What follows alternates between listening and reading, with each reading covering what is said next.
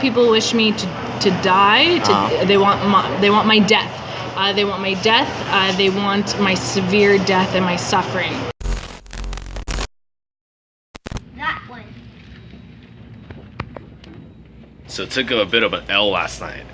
So went out to one of the clubs and melted down. Had an anxiety attack.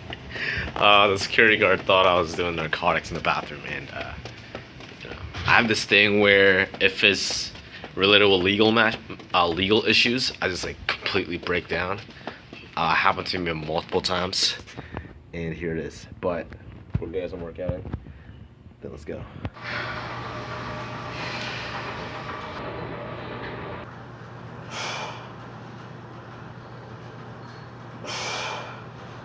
Killed my workout. I was actually pretty good. The dumbbells actually fit my weight pretty good. Did a lot of dumbbell exercises, more mobility, the thing with me is like I have a lot of imbalances in my bodies. Like my pecs aren't even, my shoulders aren't even, my traps aren't even. So that was actually really good. Now we're about to go meet with the myth, the legend. Feminist reveals shocking truth of a pickup artist seminar. If you're watching this, you probably don't know who she is. I have a feeling you're gonna like her though. So we're gonna go meet her up. We're gonna get some Japanese food. Let's get it.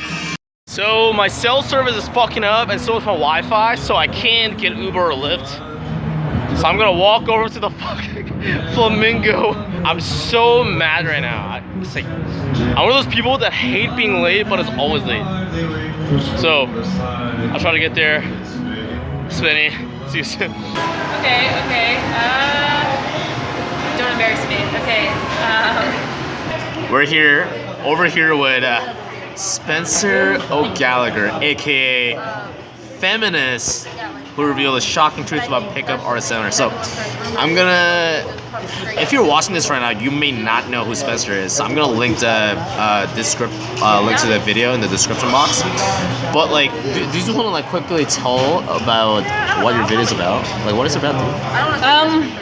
Feminist Reveal Shocking Truth About Pickup Artist Seminar is exploring the journey of a 21-year-old woman who attends a pickup artist seminar. Get up now! Get up!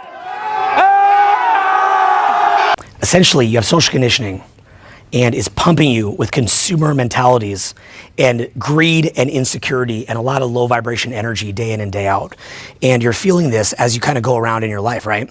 So you've got this always coming at you all the time. And we basically become who we hang out with. Like, imagine everything went fucking wrong. Imagine you died. Imagine you got hurt on the way out of here and it was your last day on earth. Imagine that. Imagine that you forgot to say the things that you wanted to say, the people you cared about. Think of everybody you cared about and do care about currently. Imagine that you forgot to say those things and you died. Which is all men, and how I invaded their privacy and went in and partook in these really amazing activities from the company Real Social Dynamics. And it's all in my video, and that's why you should definitely check it out. And it's super controversial, and I was the only woman there. And I talk about how potentially hostile it was, or how maybe it wasn't hostile. And it was actually just really amazing. And not only that, I reveal my hairy armpit, because I am that kind of feminist, and I did go to that event. Ultimately, I love men, and I want the best for men. Indeed. And women. So that's how we met, actually. Yeah. True. She was the only girl there. True. And yeah, that's how we met. Like, a lot of people went to some of the business conference, but like it was actually a really interesting pickup artist seminar, right? So you got a lot of good feedback. You also got a lot of not so good feedback from the video. A lot of people wish me to die. They want my death. They want my death. They want my severe death and my suffering. Would I talk about hate and how I feel about hate? Yeah. You want me to, okay, so let's do this. Okay, so basically I was telling my friend Brian here about how I feel of the hate and the polarizing effect of my video. My video is like, you either love it or you fucking hate it. And for the most part, it's hate, because the community I'm talking about is super niche. So the people that do love the community, it's small and few, but then there are the other people that are like, fuck you, girl, you suck. To say the least. To say the least. So, like, we're talking hateful comments, not just like, you suck, but like, we're talking like people investing paragraphs, like probably if I wrote paragraphs, it would take me to those lengths. It would take me 15 minutes. So I got love, and it was cool. Like maybe like a sentence or like a paragraph. Like, girl, like this video is great. You made me cry. Thank you for the inspiration. But I also got a lot of hate, and like we're talking really dark hate down that rabbit hole of evil. And for a while that fucked me up when I first posted this video. Like it kind of got in my head, like, oh man, these comments, they're so, like I don't know what to do. Like every day I feel insecure. But after some time I was playing with the idea of like positive comments and negative comments, and how I don't take either or at a certain point to heart. Like the positive comments don't make me feel any better or worse than like the negative comments. I sort of saw them as the same thing.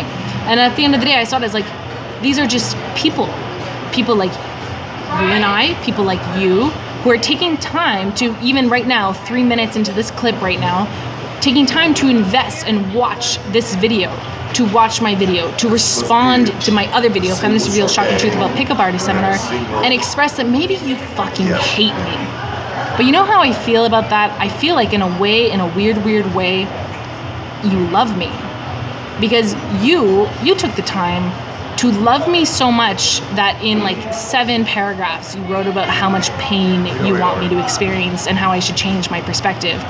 But in doing that, in a weird way, you love me. Like you're so concerned for me. You think that I'm so off out of my mind. You're so concerned that you would invest the time to hate me because you think in a way that's going to help me, and thus you actually love me. So my whole opinion of haters is like, what is a hater? Everyone's always saying, fuck the haters, fuck the haters. I don't believe in fuck the haters. I think it's all love, not in a completely delusional, naive way, but it's like, you're all people investing in me and giving me feedback. And for that, all I could say is, I love you too. You knew what that video was coming, like what kind of shitstorm was coming your way. Yeah. And like sometimes it get intimidating in life when you're first starting, when you want to do something, there's this mental blockages, right? There's this hurdles, like you want to get over them, but you can't. So like what made you publish that video? What made you like click send? Because it took you a while though, but you finally click publish. So what was going through your mind? Like what helped you? So we talked about this earlier, and I think the best way to frame it, and the way I like to frame it, is like, if you have something special and unique and a voice that's not quite heard of, quite out there, something that's not been put out there, and you have that and you're holding that back from the world because of fear of hate, or even the fear of success, the fear of like getting tons of love, believe it or not, that is a valid fear. If you're holding back your voice, putting your work out there, you are being completely selfish. Like sure, you'll get a bunch of like rampant, crazy comments wishing you like weird sodomizing death, and like that's scary and all, but like at the end of the day, the quality love and response and the way I nourish this community, this like pickup artist community, that means much more to me. And personally with this video, Feminist Reveal Shocking Truth About Pickup Artist Seminar, what it was for me is, as I said to you, a video that was at least 2-3 years in the making in my head. In my head, I knew that I wanted to make this video because I was a big fan of real social dynamics, and I saw huge potential. It's not just about the pickup, like the approaching girls and the sex. It's so much more than that. All I see is a community where young men are finding solace and peace and guidance, leadership, a place where they can commune and come together and express their vulnerabilities and their insecurities and their anxieties, and kind of like laugh it off, joke it off, and learn how to cope with those things. And when I see this, all I think is like, thank the Lord, because I think that's what we all need, and especially what young men or all men need. And I'm so honored I've got to witness this. So basically the way I thought was, if my voice, being a woman, something unique, also being a feminist woman, talking upon the community in a way that I knew was more so positive, and putting that out and risking virility, making it viral, and also risking hate and all kinds of love, all kinds of unique responses. If that's what it comes to, I have to do it though, because this message means so much to me. I have to put it out there. I can't be holding back. It would suck to die and not have made that video, because I know that it did impact communities. I mean, fuck, because I made that video, I know you know, like I'm here, like it's just, it's so unique. And I don't regret it. Like, I'm not holding back my message. You can't be selfish. You have a chance to impact communities. Regardless of the hate that's inevitable, you will be hated because people are kind of like that. For sure. Yeah. Because like either or, like you can either, like, you have two choices, right? You can either try to please everyone or try to please just like a certain group of people, and when you try to please everyone, it just won't work out. And like, I was reading some of the comments, and yes, you got a lot of fucking hate, but also like the people who loved it, like really loved it, and impacted them in a very positive way. Like, there was no middle ground. It was either like 0 or 100. And how I look at it is like, because I was afraid of like being vulnerable in front of the camera, or like putting my stories out on the Medium blogs, or like some of my social media, like Instagram captions. Like, I was afraid of being vulnerable. Then I got called out by some of my friends that I was being selfish, right?